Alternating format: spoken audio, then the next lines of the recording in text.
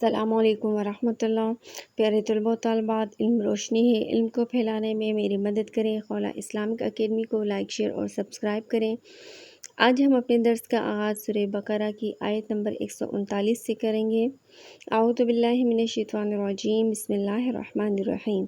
قل آپ کہہ دیجئے، قل آپ کہہ دیجئے، اتحاجوننا کیا تم ہم سے اللہ تعالیٰ کے بارے میں جھگڑا کرتے ہو؟ اتحاجوننا کیا تم جھگڑا کرتے ہو ہم سے فی اللہ اللہ کے بارے میں؟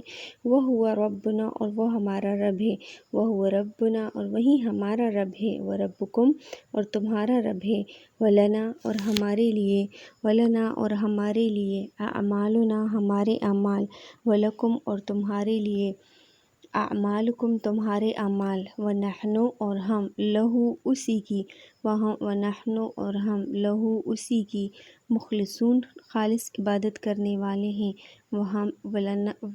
ونحن اور ہم لہو اسی کی مخلصون خالص عبادت کرنے والے ہیں، ہم تو اسی کے لیے مخلص ہیں۔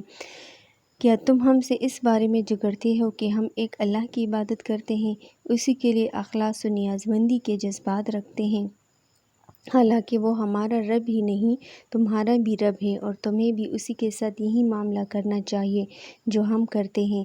اگر تم ایسا نہیں کرتے تو تمہارا عمل تمہارے ساتھ، ہمارا عمل ہمارے ساتھ، ہم تو اسی کے لیے اخلاص عمل کا اہتمام کرنے والے ہیں۔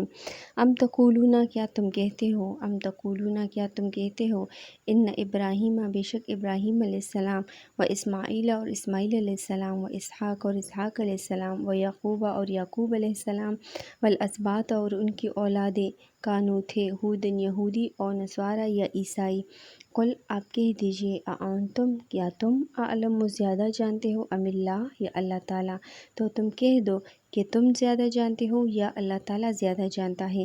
ومن اظلم اور کون بڑا ظالم ہے، ومن اظلم اور کون بڑا ظالم ہے، ممن اس شخص سے، کتما جس نے چھپائی، شہادتاً گواہی، عندہ من اللہ اللہ تعالیٰ کے پاس، اللہ تعالیٰ کے ہاں اس شخص سے زیادہ ظالم کون ہو سکتا ہے، کتما شہادہ جو جس نے گواہی چھپائی، وما اللہ اور نہیں ہے اللہ تعالیٰ بغافل بے خبر، وما اللہ اور نہیں ہے اللہ تعالیٰ بغافل بے خبر، اما ان اعمال سے تعملون جو تم کرتے ہو۔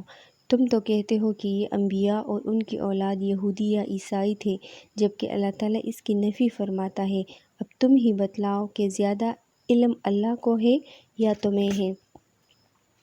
تمہیں معلوم ہے کہ یہ انبیاء یہودی یا عیسائی نہیں تھے، اس طرح تمہاری کتابوں میں حضرت صلی اللہ علیہ وآلہ وسلم کی بھی نشانیاں موجود ہیں، لیکن تم ان شہادتوں کو لوگوں سے چھپا کر ایک بڑے ظلم کا ارتکاب کر رہے ہو جو اللہ تعالیٰ سے مخفی نہیں ہے۔ اللہ تعالیٰ کو تمہارے تمام اعمال کا بخوبی علم ہے۔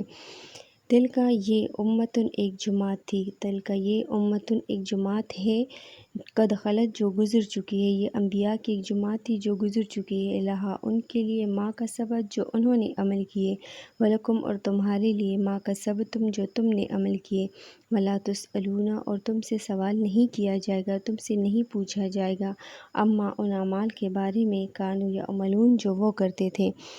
اس آیت میں پھر کسب و عمل کی اہمیت بیان فرما کر بزرگوں کی طرف انتساب یا ان پر اعتماد کو بے فائدہ قرار دیا گیا ہے، کیونکہ جس کو اس کا عمل پیچھے چھوڑ گیا اس کا نسب اسے آگے نہیں بڑھائے گا۔ مطلب یہ ہے کہ اسلاف کی نیکیوں سے تمہیں کوئی فائدہ اور ان کے گناہوں پر تم سے سوال و جواب نہیں ہوگا، بلکہ ان کے عملوں کی بابت تم سے یا تمہارے اعمال کی بابت ان سے نہیں پوچھا جائے گا۔